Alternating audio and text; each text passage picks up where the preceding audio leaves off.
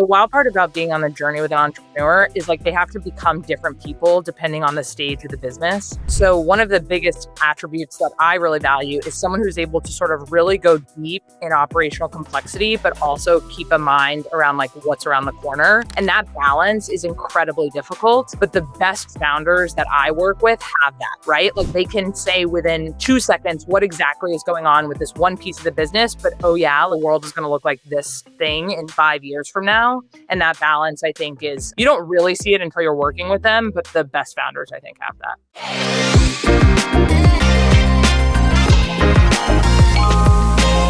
Hi, Caitlin, TJ. It's good to see you both. I have a smiley face today, though I have a frowny face because our swag actually was printed on the frowny face side. So, I've got extra goodies if you guys ever need anything.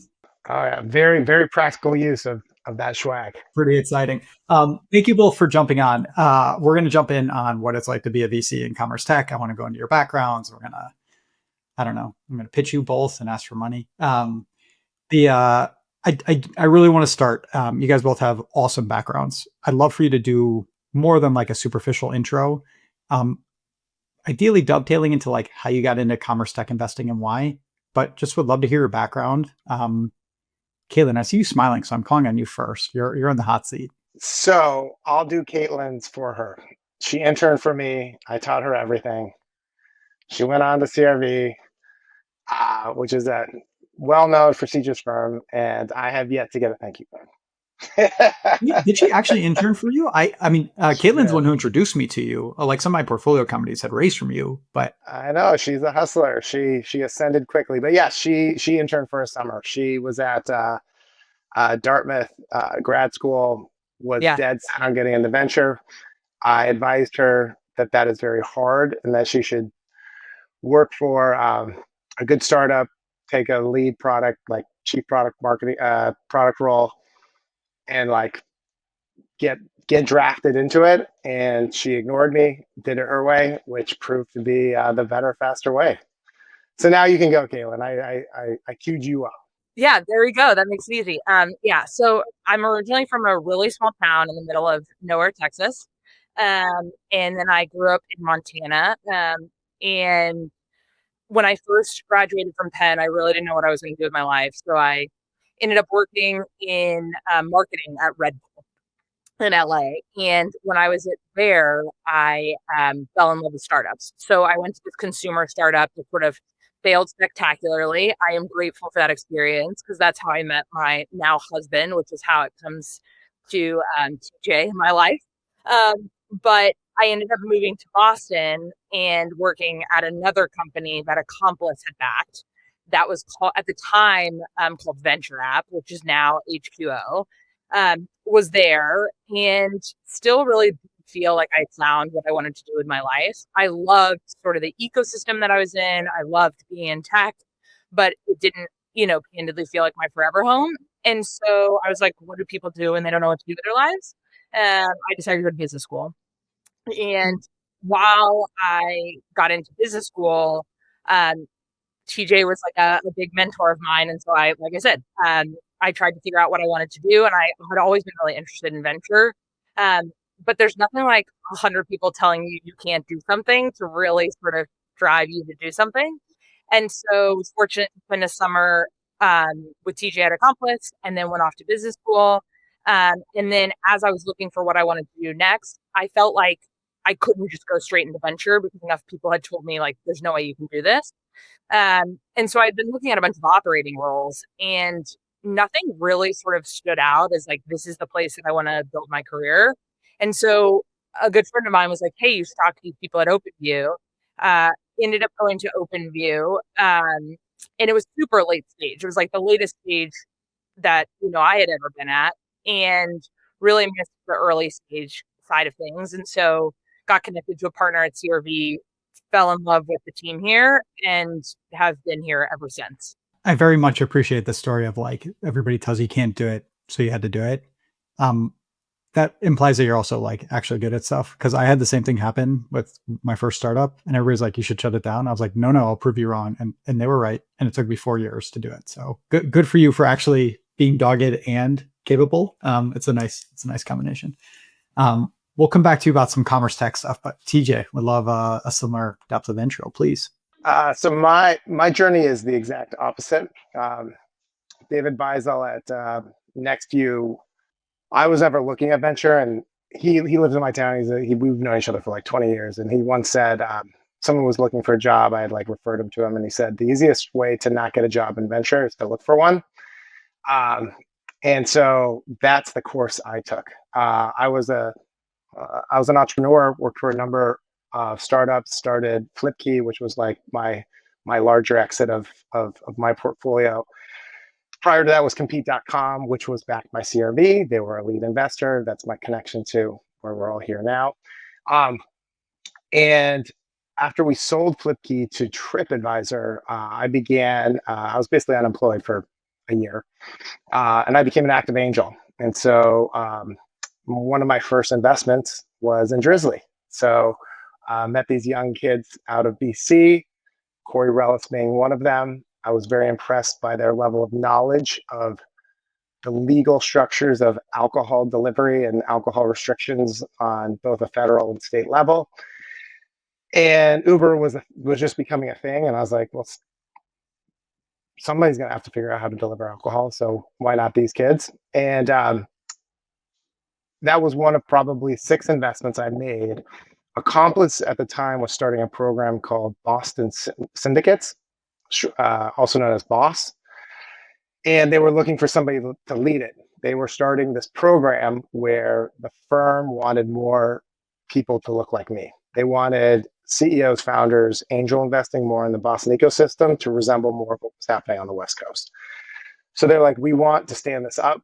The general offer was if a founder CEO was going to, and within the group, made a personal investment in a pre-seed seed company based in Boston, Accomplice would blindly back it with $250,000.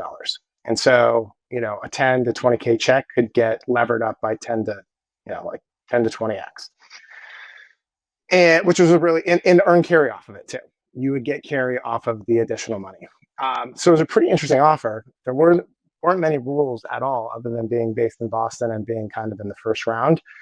And so I went around town and gathered some of the most prominent CEOs and founders to participate. And the program was quite successful. We had an amazing group. For me, I already had a pretty solid network, and my solid network became like platinum network. And at the end of that journey, which was really just a 1 year kind of like, let's do this for a year and see what happens. I was asked to I had actually participated with sourcing a few deals and leading a few deals on their behalf. The first deal that I was party to was Klaviyo. About a month before I had joined Accomplice, I made a angel investment in Klaviyo. And then when joining, John Carlin was still a partner there at the time. And the Klaviyo guys were in the office, and we decided to lead their seed round. And so my first investment was in the commerce enablement space. The Klaviyo story was one of like pretty much just a straight trajectory, which is uncommon. And their rise to prominence within e-commerce in general, but at the time, very specifically in the Shopify ecosystem, I just naturally started picking up and seeing gaps that weren't being filled. There were some laws that were changing in terms of SMS and some other things where I saw real green fields and was able to quickly connect with founders because I was one of the Klaviyo guys they wanted to talk to. And so I went from a generalist to really beginning concentrating on commerce enablement because I kind of had an unfair advantage at the time.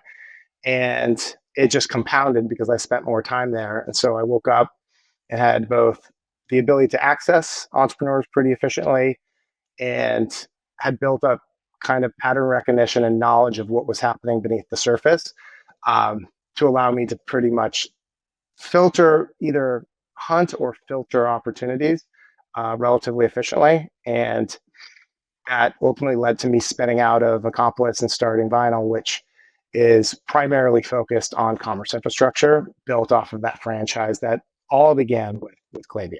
It's a good first one to be involved with. That's a great springboard. I love it. I see obviously a lot of commerce deals, and I talked to both of you about different ones here or there. I want to go into like how you see the space differently, but first, Caitlin, like you could have gone a lot of different ways. And I know you invested not just commerce, but it feels like that is a big piece of what you do at CRB. Like, how did you get into the commerce side? Yeah. So when I actually, like, if you rewind, when I first was my very first job at Red Bull, I was doing a bunch of ride-alongs in distributor trucks. And so the interesting thing about that is I sort of very much saw the B2B commerce side of things. And so the way that I think about commerce enablement is much more, I think, from the back end than the front end. And so as I looked at, rising tides, I've always been sort of a vertical software investor. I think now it's called applied AI, but verticals have always been really interesting to me. And as you looked at like big waves, you saw Shopify coming up and you realize that like the majority of B2B transactions are still done offline. I just felt like there was going to be this huge wave. And so that's why I wanted to sort of put my hat in that ring, and was fortunate, to come across a company like Loop Returns. Funny enough, I had actually seen them even earlier than when we did it at CRV when I was at OpenView, but had just spent a bunch of time in and around the space and had a ton of conviction that the way in which, in particular, retailers did their business was going to dramatically change. So another business that I worked with very, very early on, which is like totally not Shopify related, that's still doing super well, is called Talon One. And that was sort of an infrastructure layer for couponing and for promotions. And when you sort of really dug into these big retailers and you saw how old school and how legacy their systems were, it just felt like, all right, this has to change. So it sounds like there's a world outside of Shopify. I don't know if I've. Yeah. TJ, I want to jump in actually with the question that you had prompted. I'm curious about what you're bullish on in commerce and what you're bearish on, whether that's like themes and theses, and also not just like opportunity, but also like opportunity for venture returns, right? Because there are like obviously a lot of good businesses that can be in the Shopify ecosystem, the Klaviyo ecosystem, the non either of those ecosystems. But like, where are you bullish and bearish right now in the space? So I'll answer that a couple different ways. First, I think how you address that question depends upon how you define commerce. For us, it's a wide net. It's simply like, how do people buy things? And it can be anything. It can be people buying travel, doodads on Shopify. What we've started spending more time on is like the largest single purchaser of stuff in the United States is the US government. So how does US government procurement work? I'll tell you, it's exceptionally inefficient. It would blow your mind how the process that it goes through, but the amount of GDP that flows through government procurement is astonishing. And so if you enter in a new program, like computing error where everything's going to be recoded, you're like, oh, this will probably change. So we have a really broad definition of commerce. It is not a very small percentage, sub 20% we look at as like e-commerce. And so where we're the most bullish is in categories where the largest amount of purchasing behavior occurs, whether it's B2B or online or offline. In addition, what people often overlook is that they think about the things that they see. So they see their email, they see their SMS, they see the websites that they're on, and we've invested in those things, as has Caitlin. We really like investing in the things that people do not see. So reverse logistics, like what is the software and hardware that is running the operations of when you return something? Like you put it in the mail and you forget about it, but that package touches like 1 trillion lines of code when it's all said and done. And it is a very significant part of not only online, but also like offline wholesale retail sales. And so there's also hundreds of thousands of businesses that sell stuff. And those businesses have to operate. And they operate on software, and they have accounting departments, and they have procurement, ordering, merchandising departments, all of these functions require a lot of things to be done and are necessary for products to be both designed, built, imported, distributed, showing up at your doors. You need to find it online or in a store. There's 20 payments that occur before something ends up in your hand. And so we look at all of that like workflow and then trying to determine where there are large surface areas that have gone unnoticed. And what ultimately happens, and where we, like, if I were thematically to give you something, it's like we really get excited when we see large surface areas that are necessary. They're a total requirement for commerce to be conducted, and they're kind of boring and ugly.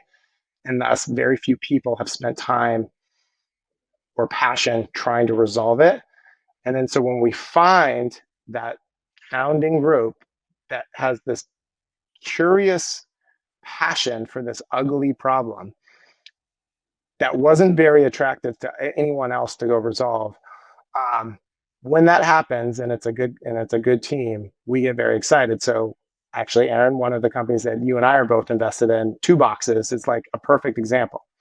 Like Two Boxes is it's a reverse logistics platform. It's workflow software for when returns show up in a warehouse, paired with hardware to make it more efficient, to execute the disposition process of restocking, getting rid of, and also like deterring fraud.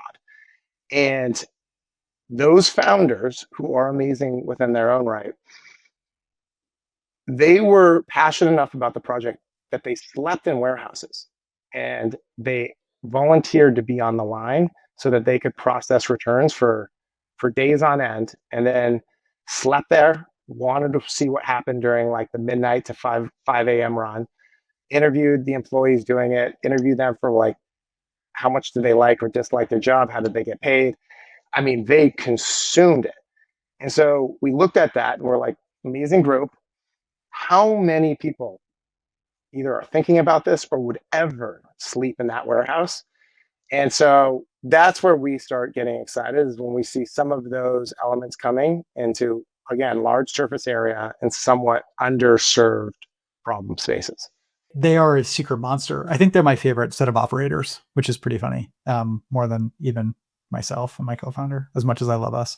But yeah, I've never seen founders closer to a problem and just like just ruthless about figuring out how do we make this better for the end user. And one other thing I'll note about them, and this isn't like I want to be very clear, you don't need to be a D1 athlete to be an entrepreneur, of course.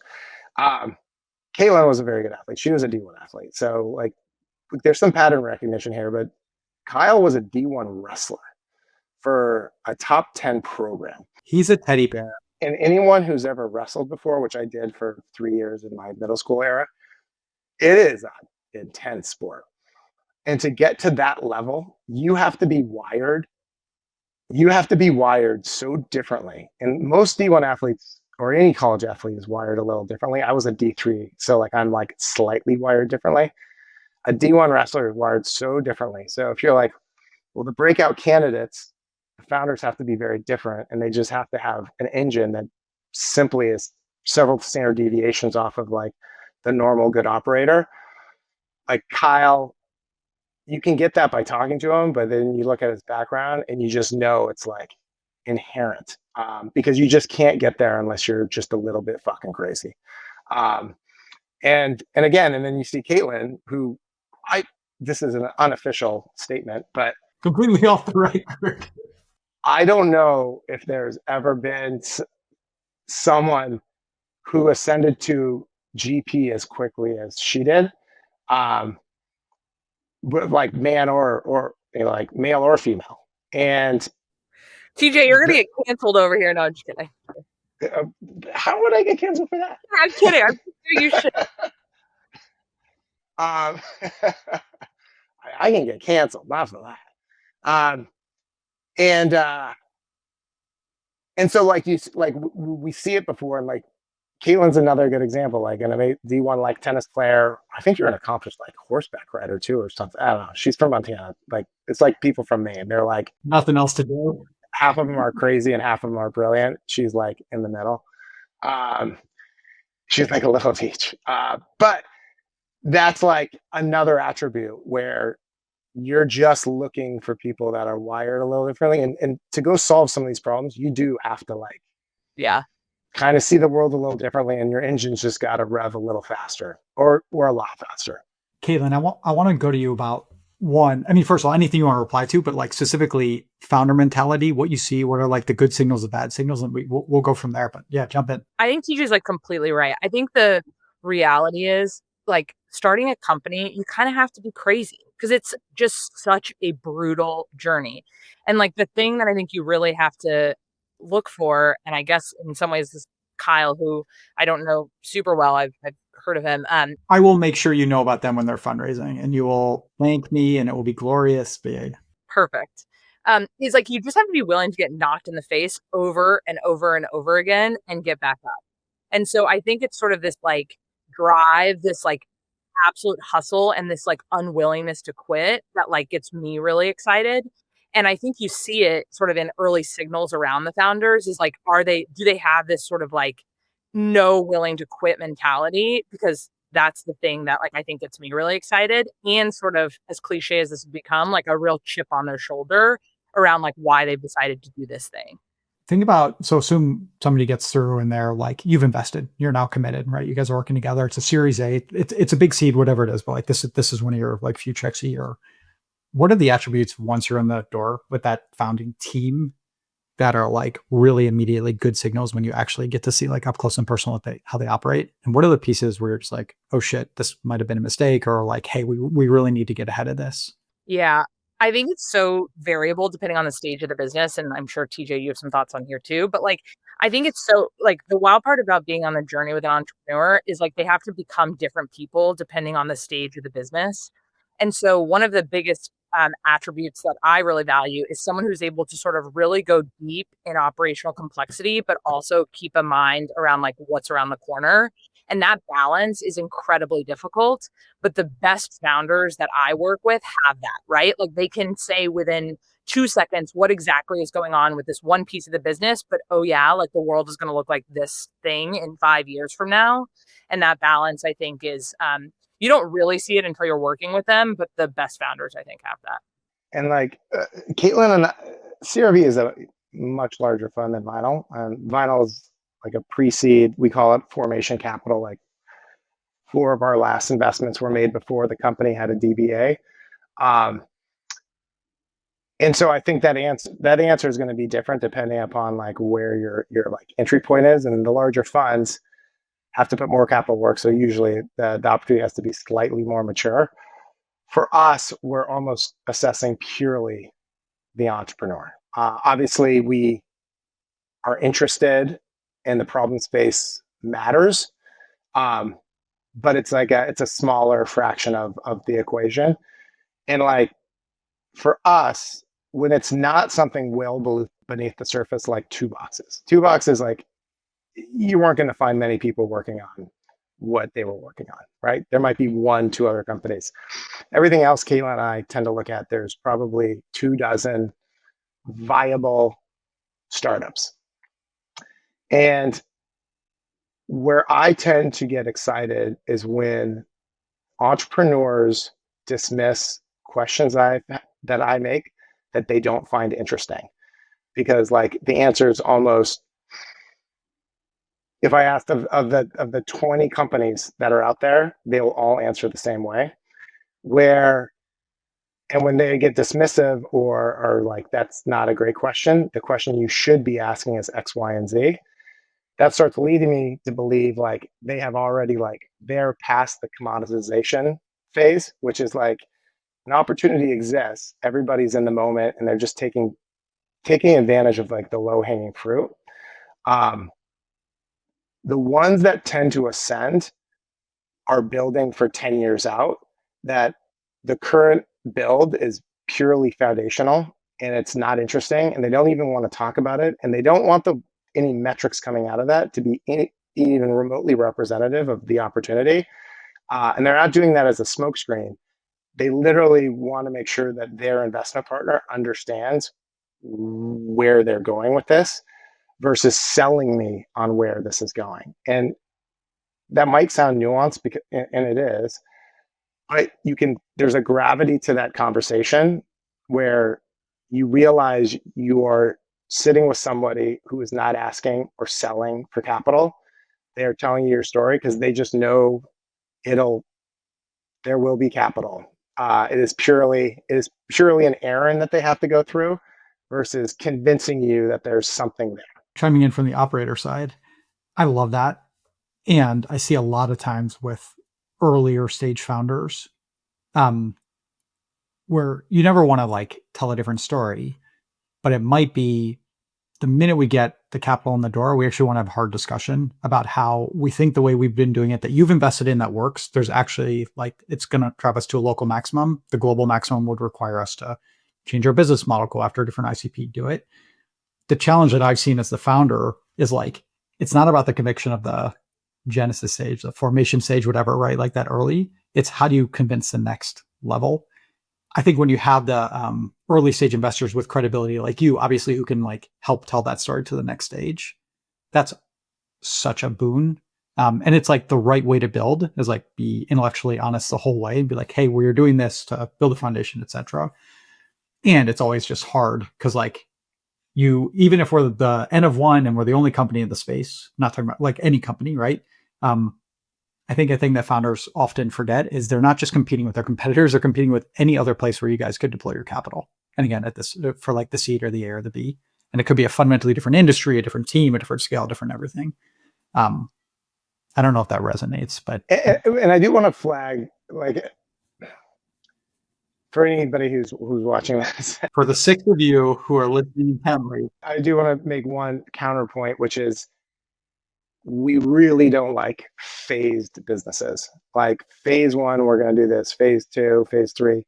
That is not what I'm promoting. Like, oh, what we really want to talk about is the third phase. Like, that's not what I'm talking about. I'm talking about like, there's a goalpost way out there, and what's happening right now is just simply like part of getting there, but it's not like we're going to do this, but then once we get to this, we can switch and like that's going to be in 2026 and there's a consistent through line of where you're going, and like we figured out this is a path.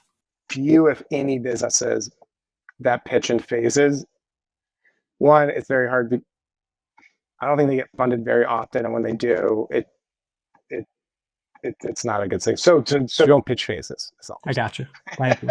Yeah, Caitlin, I want to go back to commerce for a second. TJ was talking about kind of like the unseen parts, right? That are like big and hairy. And what's exciting to you? What's maybe changed in the last year or two with, I don't know if you've heard of artificial intelligence, but it seems like it's a thing. I don't know. Like, yeah, where's your interest going? What's changed? I think the big sort of learning, so we've done a bunch in the space. We're fortunate to be in businesses like Gorgeous and Loop Returns. And I think the big thing that has changed around the playing field is just how you go to market, and being a point solution is just not good enough anymore. So we're looking for very, very big outcomes. And the reality is, in the early days of commerce, I think there was a ton of investment that went into point solutions with this belief and assumption that you could build a really big business just being a point solution. And the reality is like that is not come to fruition, right? And so you really have to think about like what is the actual underlying platform, and whether it's getting more of the market or sort of more of the revenue, or going into different platforms, or thinking about it more holistically.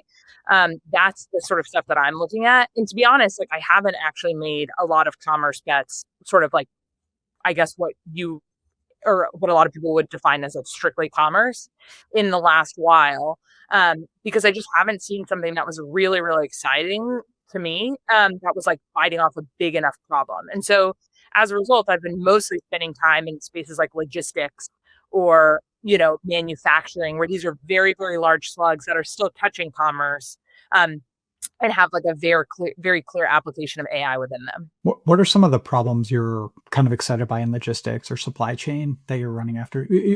Happy if you reference a company, doesn't matter, but just like more, what's the problem set that you think is like ripe for? To me, it's all around where budget comes from. So like you're either driving revenue or you're saving costs. And like those are the two most important things. Historically, there's been a lot of focus on like compliance or things like this. Like, I just don't think there's a ton of budget there. And it's all about like, where does budget come from? And it's either you're making more revenue to drive higher budgets or you're sort of like cutting costs. And so anything that touches those two vectors, I've been spending a lot of time in. So there's a lot of AI applications looking at, truck driver brokerages and understanding how to make those more efficient. So that's been a space I've spent a bunch of time in. There's been interesting companies who are actually like putting cameras on top of billboards to better track lanes and throughputs. Like things like that are really interesting to me because there's a real marketplace sort of network effect. So things like that. That's killer. I do want to chime in just very quickly about the early stage side with the point solutions. I think the proof is that Klaviyo just launched B2C CRM and Yapo is redoing everything. And like, it's a lot of products and it's like everybody's empire building. Attentive, that was SMS, is now email. And yeah, like the reviews company is now doing. And so it's very interesting to see how like all the best execution and biggest companies none of them are point solutions. So I think that says a lot about kind of where an early stage guy should be playing. Yeah. And it's just gotten way more crowded, right? Like there's tons of players in every point vertical. And so you just have to be smarter and you either have to go where they are or you have to out execute. And at the early stage, seed series A where I play, like you only have so many data points. But it used to be so easy. And now it's so competitive. Klaviyo is run by Andrew Bialecki's. He's a one of a kind entrepreneur. So like, don't want to take anything away from how talented he is. But like, no matter how talented you are, you also need a little bit of luck and timing. Klaviyo was born right at the beginning of the Shopify ecosystem. As were a number of other like breakouts, whether it was like Gorgeous, Yapo, et al. Postscript, one of my investments, they launched shortly after the change of SMS from being considered Title I to Title II. Which allowed it to be like a commercial, like marketing channel, like literally launched 6 months after that. So like, I never preach first mover advantage, but the timing of no one knew how big Shopify was going to be. But those green fields are brownish now. I would go as far as to say, I wouldn't look at a Shopify dependent ecosystem play at this point. If you're playing directly within e-commerce, if a business doesn't have the playbook used to be 10 years ago, start at the SMB, grow quickly, grow and then later you realize you need to grow into like upper mid to enterprise. Now, if you don't have a clear path within 24 months to be an enterprise grade solution, it's pretty much a DQ for us because the economics and the churn and like it just they're not bad businesses, and anyone who's playing in that realm, I actually would encourage you to continue. I'm just not sure how venture scale it is, and so there's other funding mechanisms. It's likely a really good business, but it probably tops out, and the risk of it topping out is enough for us to like probably not spend a lot of time. The categories that Caitlin's talking about, like logistics, manufacturing, so that circle I was talking about earlier, like that is commerce infrastructure, like all the things necessary. As an example of like how broad and why there's still so much opportunity, I had dinner. This is actually quite timely. I had dinner with Oisin Harahan last night. He was the founder of Handy. He got bought by Angie's List. He became the CEO of it. Awesome guy. I was like an advisor to him early on. He's an LP of mine. I'm an investor in everything he's ever done. So he started this company called Keychain. And Keychain has basically indexed every product that you could possibly consume in a supermarket. Then they've also aggregated all sales of all products across the United States and within like certain geos. And they've indexed all manufacturers who supply any of the ingredients that go into those products and the packagers. And they've created a product now where you can literally just put in, he was using an example of Kind Bar last night. But like, you want to know how to make Kind Bar? Like, just ask it, put a picture in, and it will return every ingredient and every like amount, the manufacturers and the suppliers who can give you those ingredients and then manufacture and then package. And so you can literally play around with it and come up with the next Snickers bar. And if you want the Snickers bar to be keto or like high protein, you say, I want 100 milligrams of protein in this, and it changes it just a little bit. And so how people are going to develop products is going to be fundamentally different. And so often everyone thinks above the surface of like, how much better can Shopify get? Or like, what are you going to do in retail stores? And like, that's like 5% of what commerce, like these products still have to be made. And how they're made is complicated. And there are tens of thousands of large businesses that are beneath that surface that you've never heard of, that are also going through this like technology, this new like AI, post AI era, and have to reframe their businesses. And so, again, it's beneath the surface where I think, and Caitlin and I are kind of singing the same song here, where like that's where some of the larger opportunities are. But like a general consumer would never think about it. They don't even ever even think about what it requires for that Kind Bar to show up at the Whole Foods. We need like a Richard Scarry book of like animated animals, like that will show you how things get made, and then you'd be like, oh, here's the opportunity, and we'll break it apart. Caitlin, forget commerce or lean into commerce, doesn't matter. How the goalposts change. So like, what's a Series A? I will say anecdotally, when I talk to investors, there are a handful who are like, well, guys, there are companies that are making $10 million in the first year with 10 employees. And I'm like, cool. Number one, they don't need your money. Number two, are you sure that you're the ones that they would go to? It's like, it feels like a very apocryphal story. Yeah. As a founder who at some point is going to fundraise. What are the goalposts now for, take it for what it's worth? Is it Series A? Is it speed matters more? Is it AI core to your business? Is it better go to market? I don't know. I would say like the most incredible thing about investing in the age of AI is just how quickly everything's changing. So for like 1 week to the next, like everything changes, right?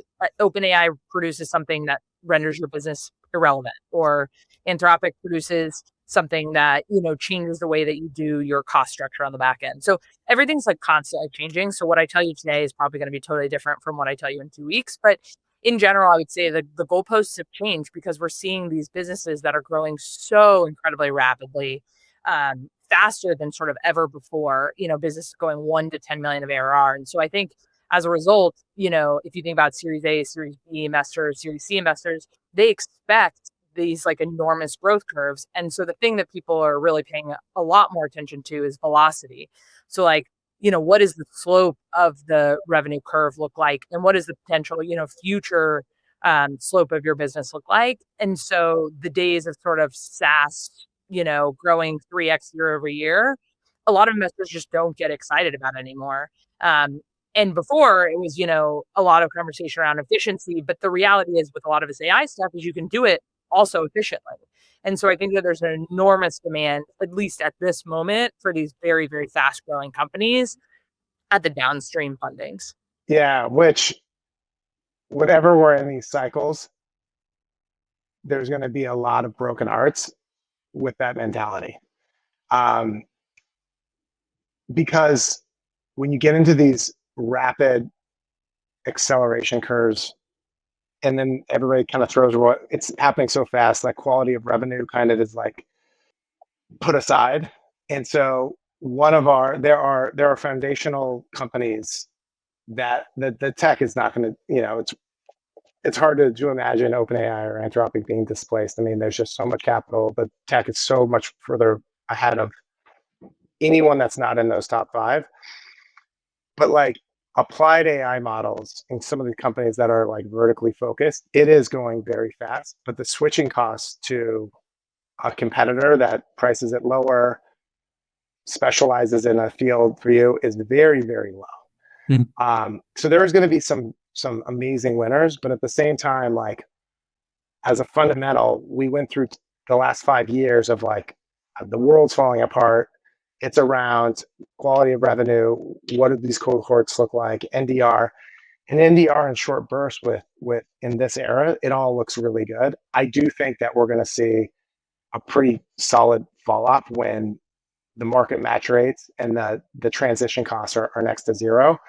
But like how that mentality works is certainly important to us. But every once in a while, there's like an opposite side to that reality right now, which is if you're patient capital and you're like building for like 15 years out, are we investing in something that has like really high switching costs and becomes a critic? We always say like it's a necessity, like it's a necessary component of the business. It's an essential, like you have to do it, which is also why we like things that are sponsored by the government, like taxes or accounting, or certain things where you like have to do it. And so you pair things with some things that you have to do with high switching costs that have levered this new era in a way that gives them advantages over incumbents. That is also really interesting. I don't think they get funded as fast as what Caitlin's talking about. Caitlin is referring to where like the firms like CRV are like, of course, they're like, there's numbers don't lie. You have to like look at it. Yeah. It takes longer in your body of work. And by the way, Aaron did not put this together to sponsor Two Boxes, but I'm just using that as another example. But like Two Boxes was just not a company that would ever grow super fast out of the gate. It would be impossible. It's just what they were doing. But like it's built, you can't, it's one of those things you like brands and 3PLs are never going to rip it out. And so it's going to hit this inflection point. It's going to take longer. It's not going to match any of the growth rate. But like the long-term quality of revenue is like so in our face. And so if you have that timeline, which as a seed firm we do, we're like 12, 15 years out, those are still very interesting to us. But yes, they take longer to get funded and you have to be much more mindful of what your capital strategy is. And so I'm sharing this for any entrepreneur that's on a different side of that spectrum, being like, it's okay as long as it's not your fault. Those fundamentals are intact and you're patient and you really are not building this to be sold, you'll be just fine. It's just the capital kind of celebrations will just take a little longer. And look, I tell the same like advice to entrepreneurs when I talk to them is like, look, you never build a business to be funded. You build a business because like there is something about the world that you know that the rest of the world doesn't. And so ultimately what's most important is like goalposts will change, trends will change, investor appetites will change. But like as long as you're building the business that you have to build and doing it in a way that is authentic and credible and sort of just like really good, solid business fundamentals, like eventually the world will take note. But the reality is you're like living under a box if like you're thinking that you aren't competing with some of these really fast growing businesses. And so anything that you can do to sort of really push the bar and really drive sort of interesting growth loops or sort of do something different, like you should do that and you should feel the urgency because you are competing against these other guys. Even if your revenue is stickier, better, more interesting, like everyone's on the playing field and everyone's, whoever sprints the marathon wins. I love it. I think one of the things that, as an operator, I think a lot about, and again, I'm like a super small angel investor, right? So like I do see a bunch of companies, but is TJ, you kind of mentioned this, and I want to switch to like some quick final questions, but you mentioned about like how switching costs, right? Like, yep, you can grow quickly and then there's switching costs. I actually think the thing that is underinvested right now for most B2B, at least companies I see, is customer success. Because like, if you grow really quickly and people don't have an awesome experience, they're bought in now to the problem that they didn't know about before, and then the switching costs are easy. The flip side is if you like have obviously like an amazing product org, but like a customer success team that is listening, that is actually making things better, that is like multi-threading and building the relationship. Before co-founding Arita, I was like thinking about a lot of different businesses, and the one that is terrible idea, but I was trying to figure out, what if you were to rebuild Salesforce where it's not about the sales, but it's about the customer success first? And so not like an end-to-end business where it's like, I think about all these companies that I'm seeing right now, and if they're successful, 95% of the revenue is going to be from people, like retention, right, over time. And I think brands that are growing quickly just forget that, and they're not processing that. Yep, like we're going to churn people, not just because we screw up, but because people are just going to do it slightly cheaper. And it's like, you really need to build that. Yeah, I mean, like, you got to build a product that people love, right? Like, you can't. There's no shortcut where it doesn't go. Like, you got to do that. All right, I want to, mindful of time, I want to ask you each 2 more quick questions. Okay, don't mess it up. The first one is thinking back to like yourself as an investor, whether it was a year ago, 5 years ago, whatever. Like, what is something non-obvious that you are better at now, whether it's like in picking companies or how you interact with founders, or just like, what are you better at now, at least as judged by yourself, right? That is making you a better investor today. That may be like an interesting shortcut for somebody else who wants to be good at it. Go first. I'm curious. Go ahead. Non-obvious. It can be kind of obvious. I don't want to make it too hard, but what do you? I guess I would go as far. So my answer will be, I've learned, I try to find opportunities that don't have decks. And if they do have a deck, I try not to read it before meeting them. Decks are architected narratives with designers. 20 people have looked at it, concentrated. Like it's like your best effort at perfection. If I can just talk to the entrepreneur and get the sense of like who they are, their level of confidence, immediately like unable to take me through a deck step by step, like slide by slide, the order of how they're thinking and what's important to them just naturally like comes out. And then after that, I might look at a deck to remind me. I have a horrible memory of certain numbers. Maybe I can't answer certain technical questions of like technical. My partner Jake like obsesses about it, and I can never answer. So I need a deck to like make me sound smart. But the deck biases me before I go into something, and I like the numbers are up or the idea is so big. This, that's like the profiles of their past experience are like, oh wow, they were employee number 3 at Airtable or something where you're like, God, they must be really good. And so you go in with this bias. So I can hear better without seeing first. TJ, 12 years from now, after Aruta's IPO, and I'm starting my customer success first CRM, I will just call you and we'll talk through it. I will not have a deck. It will be great. Yes. Caitlin. Yeah, that's a good answer. I think mine's like sort of in the same vein. I think it took me a really long time to get confidence in my people reading ability. And, there's probably 2 to 3 times a year, every year, where you come across someone who just has that like special something, and you sort of like have this feeling. You're like, this person is special. And I guess my big learning is like, anytime you feel that way, you should do everything in your power to like stay close to that person and sort of track them through their career, because, whatever point in time that they're at, like those moments tend to be short, but careers tend to be incredibly long. And so I would have just been better suited backing those people than sort of overthinking the deal, the things, just working with really special people and trying to add value to their. Thank you. That's great. All right. So last one. What is a company not in your portfolio, whether you looked at the deal or not, that you're jealous of because they're solving a problem that you think is big, or you see how the founders are operating? Caitlin, you're not allowed to say 2 boxes. They haven't sponsored the platinum level of this podcast, so they're going to deserve one more shout out. TJ, I'm going to call on you first. What's a company not in your portfolio that you're like, man, that is cool, or I love how they're approaching it? Arena. Okay. Now tell everybody what we do, and we're not sure, but we get along well. No. That I wish I was more. I think very highly of a lot of companies I didn't get involved with. Can you go with Caitlin first on this? I like sure. Caitlin. Do you have one, Caitlin? Yeah, I have a couple. I mean, the anti-portfolio, if you stay in venture long enough, you always have like an anti-portfolio that's like a mile long. And for me, I would probably say Thrive 2, and they're adjacent. And actually, now I can proudly say that we are an investor in one through an acquisition. So huge win. But the one that I was going to say that I wish I was in was this called Genlogs.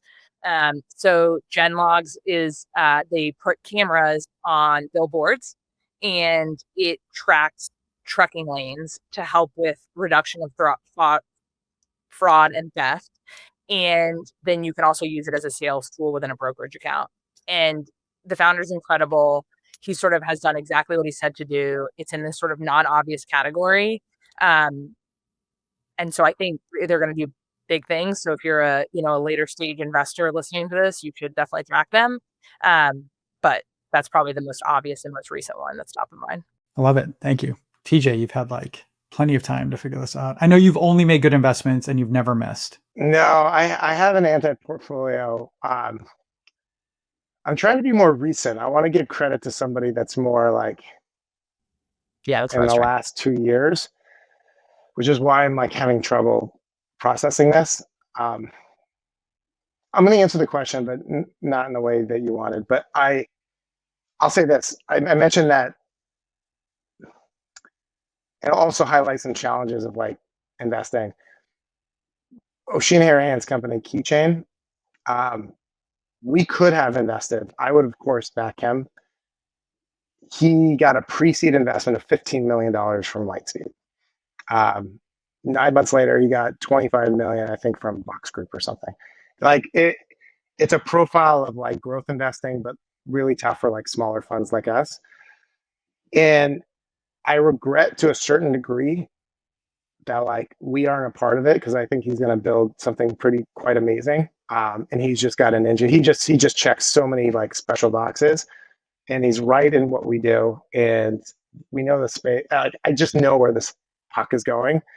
And my regret isn't on passing. My regret is that sometimes these deals come together and you have to disqualify yourself because of what you have stated you're going to do. And in venture, what people have to understand is like, we don't tell LPs we're just making any good investment we can find. Like, we have to fit into boxes. I have to do like early stage stuff and get a certain amount, hopefully a certain amount of ownership or a stated entry point. And when it's 2 standard deviations from that entry point, I can't always make that investment that I wish I could make. And so in a different world that functioned differently, I would have been part of what happened there. But I wasn't able to be. As your smallest LP by a mile, I'm very disappointed that you missed that opportunity. Shame. Thank you both. This has been awesome. Thanks for all the time. Thanks for all the insights. It's been really fun to catch up with you. Always. Thanks for having me. You're one of the nicest guys in the business. Always. Yeah. Any favor, anytime. Take care. Bye. Awesome.